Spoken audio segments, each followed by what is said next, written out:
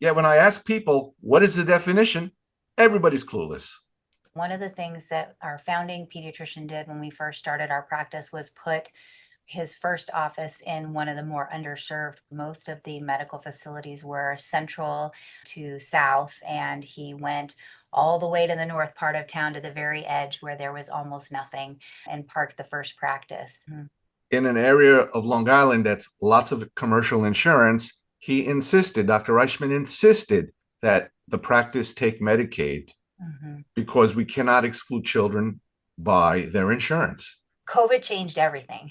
So, one of the things we recognized when we went back to it is that we were missing care opportunities for patients because they couldn't necessarily make those days of the week work. We decided to do was have these clinics without a clinic. So, we just integrate those patients with the appropriate amount of scheduling into our schedules. That was one of the good things I think for our clinic that came out of COVID was we changed the way we thought about that and now do on-demand testing. We had a smart pediatrician in Omaha that we knew who was on the P&T committee for Medicaid. And when we sent him the information, he just said, yeah, at the next meeting, we'll add it to the list. And boom, it was covered. Some 6-year-olds are so distracted, especially the boys, Yeah. they can't take 10 breaths in a row. It's just like giggling, they're laughing, and it's you breathe all day long. Just breathe. I can't get the insurance companies to pay for other people to do that education, to pay for it adequately. So even if I trained a nurse to do it, I wouldn't get paid enough to make that worth its while. I can't get nutritionists paid for. I can't get physical therapy or a personal trainer paid for. I think this remote monitoring, Herb, is a cool thing. It's probably a good thing, but it's not quite ready for prime time, at least not in pediatrics. This is a simple concept of change management. What gets measured improves. They see patients, about 7 patients a day for hour-long sessions, and it pays for itself. The psychologists love it because they could go out and hang a shingle, but they like being embedded in the pediatric practice because they have direct interactions with the primary care docs. Every child is different, so they may be Yeah. struggling for a different reason. Mhm.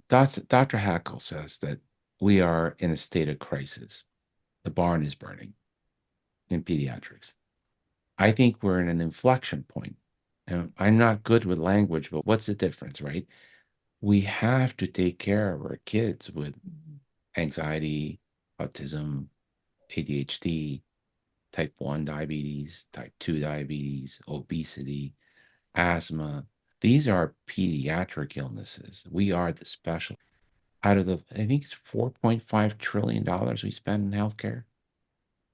We only spend 4 cents on the dollar on primary care. Correct. Yet Yep. we see 50% of the patients. Mhm. To become a pediatrician, a family practice doctor, an endocrinologist, orthopedic surgeon, whatever it is, you give up the best 10 years of your life Yep. between 20 and 30. There is nothing can buy you that back. As physicians, one of the first things that we have to do is understand our value, right? Yes. There's a shortage of us, and it's Yes. only getting worse. We have to put our physicians in their most valuable roles because we don't have enough of them. We need to limit the number of patients you see a day to no more than 16 in an hour day so that you actually can think and do the other things that you're talking about, care coordination, making sure things are done properly.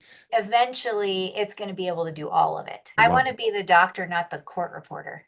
Anytime you change anything with anyone, it's hard. We recognize we were losing a lot of our acute care patients to urgent care.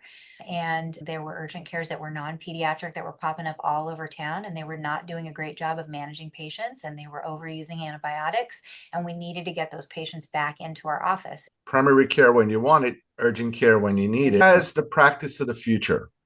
One of the biggest barriers we have right now is we don't have great connections and interactions with payers. Pediatrics is this much of their budgets, so they really don't pay a lot of attention to it. Yeah. I always urge you guys to reach out to the Fortune 500 because The insurance company will listen to human Percent. resources before they'll listen to us. The HR groups are making decisions on what will be covered by their ERISA plans. Mm. What do we want to make sure is covered? What are we asking these insurance companies to do? The employers are the customers because the way our system is set up, they're providing the insurance. So we need to be educating them. Once all the private practices are gone, your costs are going to quadruple Yeah. because you're self-insured. All of the things that we do in pediatrics have value, but they have value over the lifetime. I could do so many things to take better care of those patients, and that to me is value-based care. We need to show Yes. people how the future looks, and the future is Yes. you.